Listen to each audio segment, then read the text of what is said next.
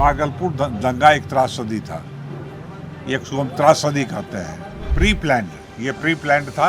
अब जान कहते ना हैं हिंदू चाहते थे दंगा हो, ना मुसलमान चाहते थे दंगा हो, लेकिन वह बीजेपी इसके लिए जिम्मेवार है। इसमें लालकृष्ण आडवाणी को बिहार में ही गिरफ्तार किया गया था। हाँ, किसके द्वारा? लालू यादव के द्वारा। हाँ। और वह आदमी के आने के बाद उसके ठीक दूसरे दिन यह दंगा हुआ है, तो जिम्मेवार तो दोनों है। इस वक्त हम भागलपुर में हैं। तमाम जगहों को कवर करने के बाद अब सेकेंड फेज को लगातार कवर कर रहे हैं जहां जहां पर चुनाव है। इसी क्रम में हम भागलपुर आए तो जिस वक्त जनसुराज ने कैंडिडेट के तौर पर अभयकांत झा जी को अनाउंस किया था, उस प्रेस कॉन्फ्रेंस में हम भी थे। लोगों के बीच बड़ी क्यूरियोसिटी हो गई कि कौन है अभयकांत झा जी। फिर पता चला भागलपुर दंगे का जो केस थे उनको इन्होंने लड़ा, कई लोगों को न्याय भी दिलाई।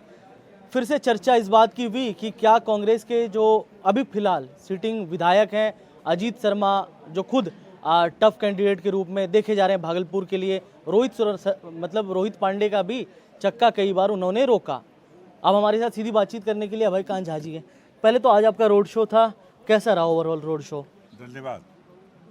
आज हमारा रोड शो था क्योंकि प्रचार का आज अंतिम दिन था। हम अपने यहाँ के भागलपुर विधानसभा क्षेत्र के अपने कार्यकर्ताओं के साथ रैली निकाली और रैली निकालने के पहले मैंने रिटर्निंग ऑफिसर से परमिशन ले लिया था। अपने रूट मैप के मुताबिक हमने समूचे शहर का दौरा किया और जनता ने काफ़ी हमें स्वागत किया। कैसा वाइब्स कैसा लग रहा है, भागलपुर का माहौल कैसा लग रहा है, आप अपने नज़र से अभी तक क्या देख पाए? भागलपुर शहर में आज कई दशक से इत्तेफाक की बात है कि यहाँ पर जो भी विधायक चुन के गए उनसे लोगों को फर्स्ट टाइम तो काम कुछ नहीं किया तो निराशा हुई। दूसरे टाइम उन्होंने आश्वस्त किया कि अब हम मुस्तैदी से काम करेंगे, फिर भी नहीं किया। तीसरी बार भी उसी तरह का झूठा आश्वासन देके लोगों से मत ले लिया, लेकिन अब उनके धैर्य की सीमा जो है वो ख़त्म हो चुकी है। वे काफ़ी नाराज़ हैं और उन लोगों का ये कहना है, हमने जो जनता की राय ली तो जनता के मुख से ऐसे लोगों से जो शिक्षित भी थे, कुछ अशिक्षित भी थे, उन लोगों का कहना हुआ कि इंडिया गठबंधन और महागठबंधन यही दो पार्टी अभी मुख्यतः है। हाँ। तो एक पार्टी के साथ कांग्रेस एवं राजद है और दूसरी पार्टी जदयू तथा बीजेपी है।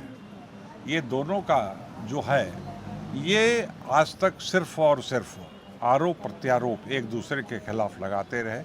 उनको न विकास से कोई ज़रूरत रही, न यहाँ की भौतिक समस्याएं, मौलिक जो फंडामेंटल जो चीज़ होती है लोगों की, उसको भी पूरा वो नहीं कर पाए। क्यों? कि उसके पास वक्त नहीं था। एक दूसरे को कहते हैं कि ये चोर है और दूसरी पार्टी ये कहता है गठबंधन कि ये चोर है। आपके लिए बड़ी चुनौती कौन है, अजीत शर्मा है या फिर रोहित पांडे हैं? हमारे लिए वस्तुतः प्रशांत किशोर जी का जो कि अभी हम लोगों का जो मुद्दा है वो है बदलाव का। जी। बदलाव में बहुत चीज़ें शामिल होती है, उसमें शिक्षा भी है, स्वास्थ्य भी है, उसके अलावे शहर का जो विकास का बात होता है, एक स्मार्ट सिटी का, वो भी एक मूल बातें हैं। तो इन सभी बातों का अगर हम ये करें, मूल्यांकन करें, तो हमको ऐसा लगता है कि हमको सिर्फ और सिर्फ व्यवस्था की ज़रूरत है और व्यवस्था की लड़ाई है। हमें वस्तुतः ना तो बीजेपी के जो कैंडिडेट हैं रोहित पांडे और ना तो जो अभी सिटिंग एमएलए है आपके अजीत शर्मा जी, हमको इस दोनों में से, क्योंकि दोनों आदमी जो है यहाँ की जनता ने उस दोनों को रिजेक्ट कर दिया है, तो फिर तीसरा विकल्प उसके सामने कौन है? ट्रेंड तो यही रहा है ना, भागलपुर की भी बात करें या बिहार की बात करें तो ट्रेंड ये रहा है या तो महागठबंधन या एनडीए।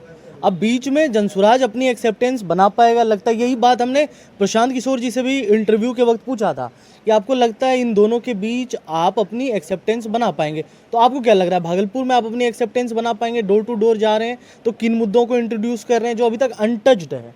मैं बहुत साफ शब्दों में आपको बता दूं, क्योंकि हमने देखा, हमने परखा, यहाँ के लोगों के विचार को जाना, और लोग जो हैं इस दोनों से, मतलब भारतीय जनता पार्टी ठीक है, एवं कांग्रेस एवं राजद, सबसे लोग एकदम से अपनी बेरुखी दिखला रहा है।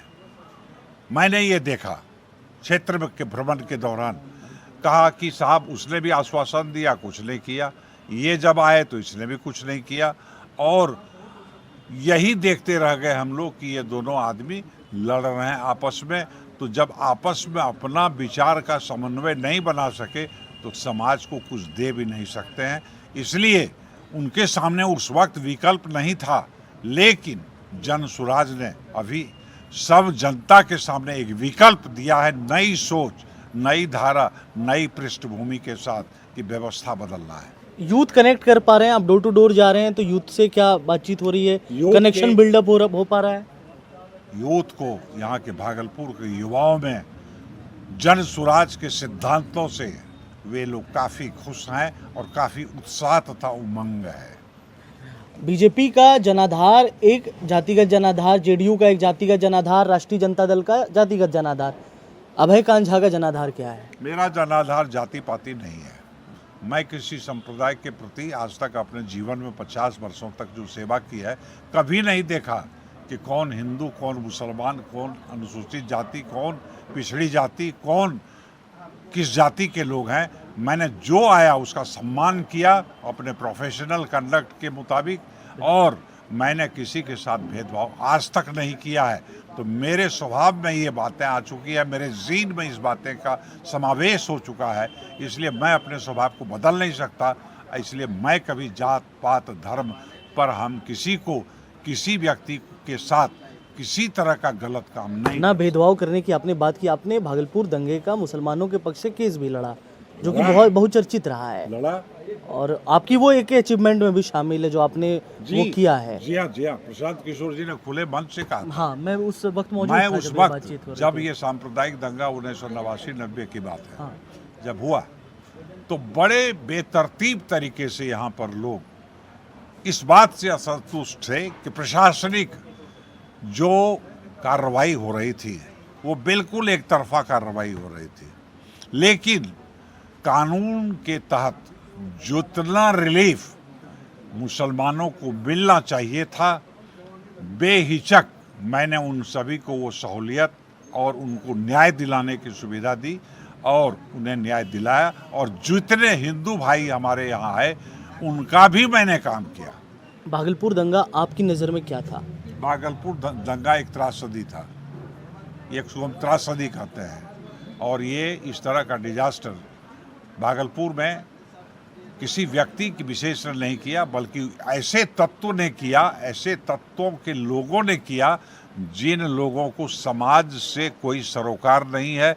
वे सिर्फ दंगा भड़काने की योजना लेकर आगे बढ़े और उसका नाजायज़ फ़ायदा उन लोगों ने उठाया, जिसके मन और तन में ये बातें थी कि किसी तरह से दोनों पक्षों के बीच विवाद हो जाए।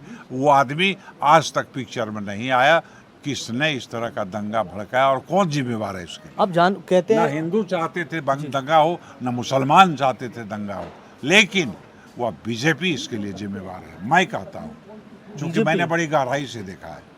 किस तरह से आप थोड़ा बता सकते हैं, क्लियर कर सकते हैं? मैं कहता हूँ इसलिए कि लाल कृष्ण आडवाणी यहाँ पर आए थे, आपको याद होगा, जो आप कह रहे हैं रथ वाला, जी हाँ, जी हाँ, हाँ। और उसमें लाल कृष्ण आडवाणी को बिहार में ही गिरफ्तार किया गया था। हाँ। किसके द्वारा? लालू यादव के द्वारा। हाँ। और वह आदमी के आने के बाद उसके ठीक दूसरे दिन यह दंगा हुआ है, तो जिम्मेवार तो दोनों है। उसके आप कह रहे हैं कुछ दिन बाद ही यहाँ पे दंगा भड़क गया था। उस दिन 24 तारीख की ये बात है। शिला लेके आए थे वो यहाँ पर राम मंदिर बनाने के लिए, हाँ, राम जन्मभूमि के लिए वो जो रथ यात्रा निकली थी, हाँ जी हाँ। और वह हमको दिन कभी भूल नहीं सकते कि उस दिन 24 तारीख को ये बातें होती है, वो गिरफ्तार होते हैं लालकृष्ण आडवाणी, रथ रोका जाता है। रथ रोका जाता है और 25 तारीख से ये दंगा शुरू होता है, मुझे याद है। कितने परिवारों ने अपनी जान को खोया था? हम समझते हैं कि तकरीबन हमारा जो असेसमेंट है, जितने लोगों को मिला मुआवजा, वो उसके मुताबिक तो कम से कम 700 से 800। आप कह रहे हैं 7 से Yes, 8 से 700-800 परिवारों लोगों को को। इसने इम्पैक्ट किया था। यस, उसमें नहीं 700-800 लोगों को इसमें अच्छा, लोगों को अभियुक्त बनाया गया। जो पीड़ित परिवार थे उसको अभियुक्त बनाया गया और वे लोग जेल गए और उसको जेल की यातनाएं सहनी पड़ी और जेल से निकलने के बाद उसको जितनी न्यायिक प्रक्रिया के तहत जितना काम होना चाहिए था उसमें मैंने सहयोग किया। तो ये पूरी एक कॉन्स्पिरेसी थी, आप ये कहते हैं कि जो चीजें हुई जिस तरीके से प्लान्ड वे में किया गया, निर्धारित योजना थी। मैं आपसे एक बात और कह देता हूँ, ये बातचीत करना इसलिए जरूरी है कि लोगों के बीच ये पर्सपेक्टिव जा पाए, लोग समझें कि जिस तरीके से दंगे होते हैं उसमें लोग परिवार खोते हैं, ये सुनियोजित तरीके से होता है, ये कोई ऐसा नहीं होता है कि यूं भड़क गया। प्री प्लान्ड, ये प्री प्लान्ड था और वो ऐसे तत्व थे जो एंटी सोशल एलिमेंट थे। एंटी सोशल एलिमेंट ने इस तरह का काम करवाया। यहाँ के लोग नहीं चाहते थे कि इस तरह का, हम लोग बड़े अच्छे से, हम लोग सभी जाति के लोग एक साथ रहते थे। तौर पर आप वर्तमान विधायक अजीत शर्मा के काम को कैसे देखते हैं? कैंडिडेट के तौर पर नहीं, एक नागरिक के तौर पर। एक नागरिक के तौर से मैं यही मानता हूँ कि व्यवस्था को सुव्यवस्थित करने के लिए उन्होंने कभी वक्त नहीं दिया। मान लीजिए आप विधायक बन गए, उसके बाद सबसे इम्पोर्टेंट एजेंडा आपका क्या होगा? पहले 2 काम जो आप कर देंगे। देखिए, मेरा ये स्वभाव है, निजी स्वभाव, पर्सनल, कि मैं जब किसी काम को करता हूँ तो काफ़ी निष्ठा से करता हूँ, ईमानदारी से करता हूँ। अपने जीवन भर की बातें हम बता रहे हैं आपको, और कभी भी उसमें हमने समझौता नहीं किया। मैं किसी व्यक्ति को झूठा आश्वासन नहीं दे सकता। अगर आश्वासन देता हूँ तो उसे पूरा भी करता हूँ, और मैंने किया है, करके दिखलाया है।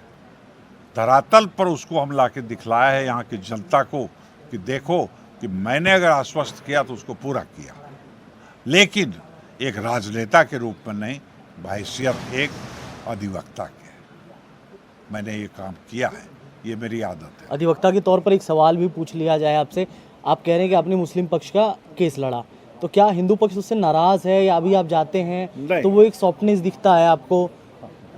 देखिए, मैंने आपको स्पष्ट शब्दों में बता दिया कि मैंने कभी हिंदू और मुसलमान का भाव अपने दिल में रख के काम नहीं किया। प्रोफेशनल एथिक्स ये कहता है कि अगर आपके यहाँ कोई भी जाति के लोग आते हैं अपने दुख को लेकर, अपने मुकदमे को लेकर, तो समभाव रखिए, सबका सम्मान कीजिए और सबकी बातें सुनकर जो जुडिशियल सिस्टम के मुताबिक जो काम होना चाहिए उसको कर दें। ये वर्क एथिक्स का पार्ट था? Yes, it is the part of my life. ये मेरे जीवन का एक हिस्सा है और हम कभी भी किसी काम में गैर जिम्मेदारी को कभी भी तवज्जो नहीं दिया। चलिए एक अंतिम सवाल ले लेते हैं, प्रशांत किशोर को लेकर क्या सोच रहे हैं? क्या होगा? जनसुराज क्या करेगा बिहार में? वो करिश्मा जिसकी बात जनसुराज कर रहा था वो कर पाएगा, या मतलब अब चुनाव आते आते, अब वोटिंग होते होते मामला थोड़ा ठंडा पड़ गया है? क्योंकि हम देख रहे हैं एक्टिवनेस सर कम हुई है। देखिए, लोग चर्चाएं बहुत करते हैं। हाँ। ये बिहार के लोगों की आदत है कि रेलेवेंट बातें कम करते हैं, इरेलेवेंट बातें अधिक करते हैं। रेलेवेंट और इरेलेवेंट का अंतर आप शायद समझते होंगे, ऐसा मैं समझता हूँ। रेलेवेंट ऐसी बात होती है कि जो बातें आज के परिवेश में जिसकी ज़रूरत है, अगर उसकी बातें आप करें और हमको इधर उधर टहलाने की कोशिश नहीं करें तो फिर आप सही बात कर सकिएगा। अदरवाइज आप हमको बात शुरू करेंगे कहीं से, आप हमें कहीं भटका दीजिएगा, फिर हमको दूसरा भटक जाएगा, फिर मूल मुद्दे से हम लोग हट जाएंगे हम लोग मूल मुद्दे से। तो मेरी ये भावना है कि प्रशांत जी एक अच्छे खासे जिंदगी जी रहे थे। वो बिहार के रहने वाले हैं, उनके पिताजी डॉक्टर थे, लेकिन उस पिता को मैं आज प्रणाम करता हूँ जिस पिता ने ऐसे बच्चे को जन्म दिया। आज उनके माता पिता नहीं हैं, लेकिन प्रशांत है। प्रशांत ने एक सपना देखा, सपना ये देखा कि बिहार की जो स्थिति है दिनों दिन बिगड़ती चली जा रही है। आज बदहाली के कगार पर हम आ गए। आज से 20 बरस पहले अगर हम 9वें पायदान पर थे तो आज बिहार आपका सबसे अंतिम पायदान पर खड़ा है। तो उसने बड़े ही गंभीरता से इस पर सोचा कि बिहार को क्या बदलाव होगा ही नहीं कभी।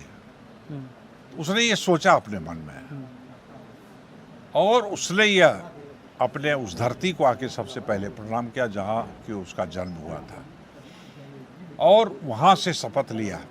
करघर की बात कर रहे हैं आप? करघर ही क्षेत्र है ना जहाँ पर जहाँ के वो रहने वाले, जहाँ घर था, पैतृक स्थान, वहाँ जाके उस धरती को प्रणाम किया। और उस दिन उसने हमको बताया कि हम उस दिन रोए क्योंकि वहाँ पर सिर्फ खंडहर बचा है और कुछ नहीं है। माता पिता के नहीं रहने के बाद ये तो चले गए बाहर, पढ़ लिख के काफ़ी पढ़ाई लिखाई की और ये विदेश चले गए, यूनिसेफ में काम करने लगे और भी जगह पर बहुत स्ट्रैटेजिस्ट के रूप में काम करने लगे और अपने सरस्वती की कृपा से धन भी संचय किया, नाजायज़ तरीके से नहीं, अपने बुद्धि और अपने विवेक से। कहते भी हैं कि सरस्वती का दिया हुआ खा रहे हैं। सरस्वती का दिया हुआ खा रहे हैं। आप भी तो सरस्वती का दिया हुआ ही खा मैं रहे भी हैं। खा रहा हूँ भाई, मैं भी सरस्वती का वरदान हमको प्राप्त है और उसी के कृपा से हम आज तक यहाँ तक कर सके। हमको विरासत में कुछ मिला नहीं है, विरासत में कुछ नहीं मिला है। जो भी मैंने किया मान प्रतिष्ठा समाज में लोगों का कुछ कर सके। बैकग्राउंड क्या रहा है सर? पढ़ाई लिखाई कहाँ से हुई है, थोड़ा बता सकते हैं? अगर बैकग्राउंड में लेके जा सकते हैं जी आप हाँ, तो। जी हाँ सर, मेरी पढ़ाई लिखाई भागलपुर में हुई है। भागलपुर से? जी जी। TMU? और मैट्रिक की परीक्षा जो है मैंने गांव से दिया था, अपने गांव से दिया था। वहाँ हमारे पिताजी ने एक स्कूल खोला था 1956 में और उस विद्यालय में हम लोगों ने 17 एकड़ ज़मीन हमारे पिताजी ने डोनेट किया। वहाँ पर वो स्कूल का स्थापना किया उन्होंने और स्कूल की स्थापना करने के बाद कुछ वर्षों के बाद उसका सरकारीकरण हो गया। उनका स्वार्थ यही था कि यहाँ के गांव के बच्चे पढ़ें, गांव के बच्चे जो नहीं पढ़ सकते हैं कम से कम अपने गांव में ही रह के वो कम से कम मैट्रिक तो जरूर कर जाए, ताकि उसको ये नहीं कोई कहे कि अंगूठे का निशान लगाओ। एक प्रयास था पिताजी एक प्रयास था, छोटा सा प्रयास। उसके बाद उस विद्यालय को जिसकी स्थापना 1956 में हुई, उसी स्कूल में मैंने परीक्षा दिया, वहाँ पढ़े और वहाँ से मैट्रिकुलेशन के बाद हम चले आए भागलपुर में आके इंटरमीडिएट उस समय होता था। इंटरमीडिएट का एग्जामिनेशन, मैं मारवाड़ी कॉलेज का स्टूडेंट मारवाड़ी कॉलेज। सेम जी सर, जी जी। मैंने भी 10th करा, 12 करा है मारवाड़ी कॉलेज। तो मारवाड़ी कॉलेज भागलपुर से मैंने इंटरमीडिएट और बीए में इकोनॉमिक्स और पॉलिटिकल साइंस मेरा सब्जेक्ट था, मैंने वहाँ से पास किया। उसके बाद मेरे पिताजी की ये हार्दिक इच्छा थी कि तुम एलएलबी उस समय शुरू हुआ था उसी साल, एलएलबी में तुम एडमिशन ले लो। एलएलबी में मैंने पढ़ाई शुरू कर दी, मैंने कहीं ब्रेक नहीं हुआ। उसके बाद पढ़ाई करने के बाद एलएलबी की डिग्री प्राप्त करने के बाद हमको किसी लोगों ने, माननीय हमारे कुछ सगे संबंधियों ने कहा कि भाई अब तुम जुडिशल मैजिस्ट्रेट की तैयारी करो। मेरे पिता की इच्छा नहीं थी, मेरे पिता ये चाहते थे कि नहीं तुम वकालत करो और लोगों की सेवा करो, क्योंकि यही एक जरिया है जो कि तुम अपना you can render your service to the people of the state. तो हमने थ्रू माई लीगल प्रोफेशन मैंने ये काम शुरू किया और 20/11/73 को मैंने वकालत पढ़ाई पूरी करने के बाद state bar council, Bihar state bar council से मैंने यहाँ लाइसेंस लिया और अपनी वकालत शुरू कर दी भागलपुर में। अच्छा। तब से लेकर अभी आज भागलपुर में ही है। विदाउट एनी ब्रेक मैं आज तक उस प्रोफेशन में हूँ और मैं भागलपुर का आज के तारीख में एक वरिष्ठ अधिवक्ता हूँ। तो अंतिम में कोई मैसेज जो आप बिहार और देश को इस कैमरे के माध्यम से देना चाहेंगे? मैं आपके माध्यम से बिहार को एक संदेश देना चाहता हूँ कि आप सभी लोकतंत्र के प्रहरी हैं। लोकतंत्र में सबसे पहला चीज़ है कि आपको सजग होना चाहिए, क्योंकि आप ही किसी को मुख्यमंत्री और किसी को विधायक और किसी को सांसद बनाते हैं। लेकिन अशिक्षा के कारण यहाँ के लोग इस बात को, लोकतंत्र के महत्व को नहीं समझ पाए। इसलिए मेरा जो जो प्रोग्राम है, हमारा जो ब्लूप्रिंट है, उसके मुताबिक हमने कहा कि सबसे पहले शिक्षा को क्वालिटी ऑफ एजुकेशन, जो क्वालिटी ऑफ एजुकेशन दूसरे प्रांत में है, वह क्वालिटी ऑफ एजुकेशन बिहार में क्यों नहीं है? क्यों यहाँ के बच्चे बाहर चले जाते हैं? यहाँ अच्छी शिक्षा नहीं है और न उसका शिक्षा का स्तर अच्छा है। टीचर अच्छे हैं लेकिन उनमें वो डेडिकेशन नहीं है कि हम बच्चों को पढ़ावें। जिला स्कूल भागलपुर एक प्रीमियर इंस्टीट्यूशन कभी हुआ करता था, आज उस जिला स्कूल में अपने अभिभावक कोई भी गार्जियन है वो अपने बच्चों को नहीं देना चाहते हैं, इसलिए शिक्षक तो बहुत ही योग्य हैं, पढ़ाते कोई नहीं है। ये बात कौन इस पर कंट्रोल करेगा? नियंत्रण करने के लिए सरकार जिम्मेवार है। सरकार का उदासीन रवैया के कारण वे लोग भी सुस्त पड़ गए और बच्चे जो हैं इंग्लिश मीडियम स्कूल में Mount Carmel, Mount Assisi, Saint Teresa, अन्य आपका सेंट जोसेफ में जाना शुरू कर दिए और यहाँ से उसके बाद सीधे वो भाग जाते हैं। सरकारी विद्यालय और इंस्टीट्यूट की बदहाली के बाद बदहाली के प्राइवेट में कारण- चले गए। बदहाली के कारण गार्जियन जो है निराश हो गए कि यहाँ से हमारा बच्चा कभी भी एक अच्छा एजुकेशन नहीं प्राप्त कर सकता, इसलिए क्वालिटी ऑफ एजुकेशन नहीं है। तो क्वालिटी अगर ऑफ उस एजुकेशन quality- आपके प्रमुख एजेंडे में रहेगा, मेरे एजेंडे में रहेगा कि there must be quality of education. मतलब स्कूल का बैग लेके सबको स्कूल भेजना है। स्कूल का बैग लेके सभी अपने बच्चे को भेजें और टीचर को सुधरना होगा, नहीं तो उसको पद छोड़ना होगा। तो आप सुन रहे थे भागलपुर से जनसुराज के प्रत्याशी अभयकांत झा जी को, जिन्होंने तमाम राजनीतिक मुद्दे पर बातचीत की है।